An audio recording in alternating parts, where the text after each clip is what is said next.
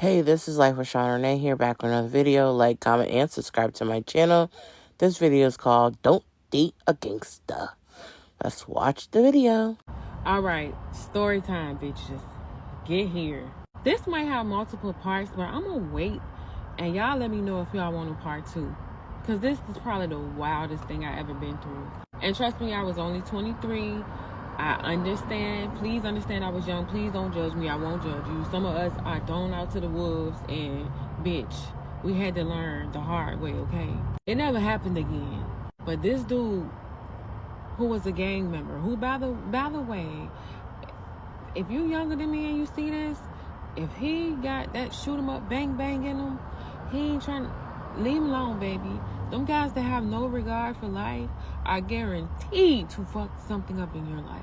In my case, this dude got my car wrecked during a high-speed police chase after possibly waterboarding the nigga in the back with bleach. Like I said, please don't judge me.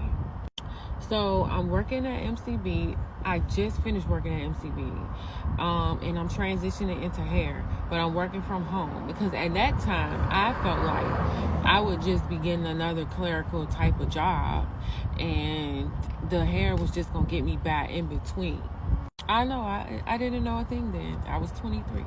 I'm going to my mama's house more often, see what they doing, because I worked a lot. I've always worked a lot, and so I meet this dude over there. I'm starting to see him a lot more. He making plays or whatever. Y'all know what I mean. Come to find out, he making plays in his bitch car at the time. And I gotta say, I gotta give y'all this type of language. I usually have better etiquette, but not with this story. So I see this dude. He making plays. He approached me. He get my number. We move fast. We hit it all. He's so fine. Bitch. 6'4", 6'5". 280, solid, blacker than black, bitch. Slugs in his mouth and beautiful teeth. Oh my gosh. I think at this moment this dude knew that he could manipulate women, and he fucking saw them googly eyes on me coming. But needless to say, we hit it off. We're hanging out. We're having fun. You know, like I said, I'm doing hair. He's making plays. He's like, you know what the street dudes do. They buy you stuff. They romance you. All of the whole team. What bill you gotta pay. And so now, young and dumb, he pretty much moving with me. He's over there at least 4 or 5 nights a week. And so now, he's using my car. But he don't need to make big, long, I don't know. He was never more than an hour. And I do remember that because I used to brag about that, even though it's not brag worthy. I was 23. So one day I tell him that I'm going, I'm about to leave out. I'm like, I'm going to do my cousin's hair in Chesterfield and just kind of spend some time with my aunt and my cousins. And I think my dad was over there. He's like, well, dang, I needed to make a play in your car. Could I drop you off over there? Because I'll be in Chesterfield as well. I'm like, okay, because we had been doing it. I kind of was like, I didn't want him to pull back up in my car, because like deep down I knew that's not what you do. That's not cool. Deep down I know my dad was probably like, what the fuck? So I was like, you know what, go ahead and drop me off. I'm gonna spend a little extra time, So I do my cousin's hair over there. We spend time. RIP came back.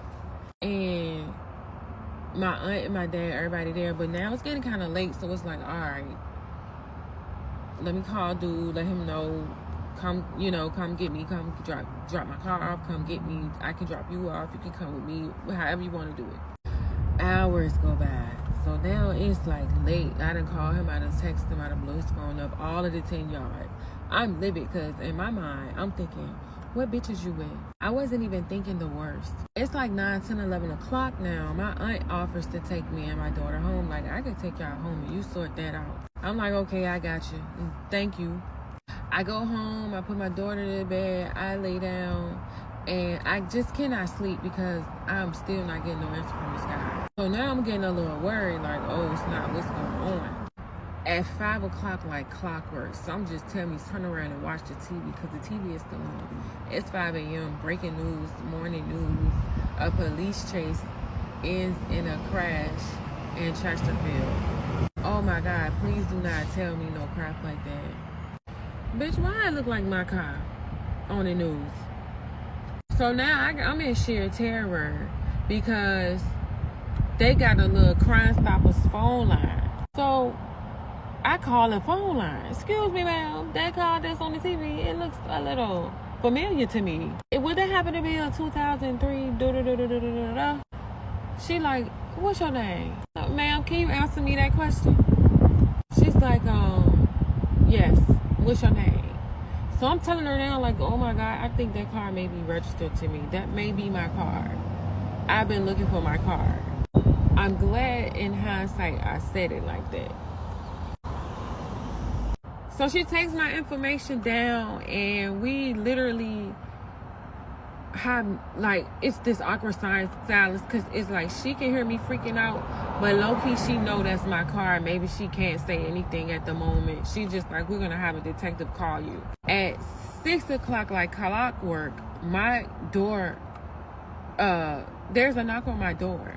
So I'm in a little, like I said, single family home, you know, in a really quiet neighborhood. So when I looked out the living room window and saw the police officer cars, I'm like, oh, yep, some bullshit that happened. I opened the door. It's top hats. If you're in the Richmond area, you know only Hanover and Chesterfield wear those like that. Troopers, too, I believe. It's Chesterfield. I'm like, oh, my God, this cannot be happening. Like, oh, my goodness. So, you know, I identified that that's my vehicle. I asked him what the heck happened. And it's a high-speed chase. And he asked me, do I know any of the 3 people that were involved? And I'm like, 3 people? What do you mean there were 3 people in my car? Here's the thing. I am flabbergasted. I don't know. I never knew there were going to be 3 people in my car. And I'm freaking out. They're like, yeah, one of the people got away. One of them is apprehended. And the last one is in the car unconscious. Like, are they gonna be okay? What the fuck is going on? So they like, yeah, we transported him to VCU Medical Center. We just want to know if you can identify any one of the people in the car. So I'm like, do you have their names? I don't recognize either of these names. Either. And then I'm thinking about it. The one that was apprehended, we have been kicking it for a little minute, but I really didn't know anything about him. As I stated, I was 23. Please, people. So kind of find out, that was my car. This dude done took a homeboy and possibly a third homeboy. I don't even know. I do not even know. But they did something, get the police attention. They running from the police, flipped my car 3 times. The car is the fuck gone. And I'm just sitting there looking dumb for possibly 2-3 hours. I didn't call anybody. I didn't do anything. I just was so messed up. Part of me was expecting the detective to call me back, and they did. So now the detective is letting me know that it is so important that, you know, if they have any questions, that I cooperate with them. If I hear anything, cooperate with them. Because although I wasn't in the vehicle, the person in the back of the vehicle has bleach in their fucking lungs. So now it's a possibility these niggas is waterboarding somebody in my fucking car. And so now I'm just like, oh my gosh. You know, it's maybe 3-4 o'clock that following afternoon. Because like I said, I get my paperwork together to file the insurance report. I go ahead and make all the things I know I need to do in terms of this car. But I'm still like in such a shock. I get it together maybe about 5 o'clock that evening, because now I know I got to get a rental car. Okay, if y'all want the part 2, let me know. That's crazy. You see, start dating somebody and you let that person borrow your car, and then they start doing the high-speed chase with the cops. Like, no, no ma'am, no turkey. I'm not doing that. I don't let nobody borrow my car so they can run around. That's crazy. Now, what do y'all think about this video? It's coming out today, and part 2 is coming up soon. And I will definitely download and send it to y'all so y'all can watch it. All right, this is Life with Sean Renee, and I'm out. Bye.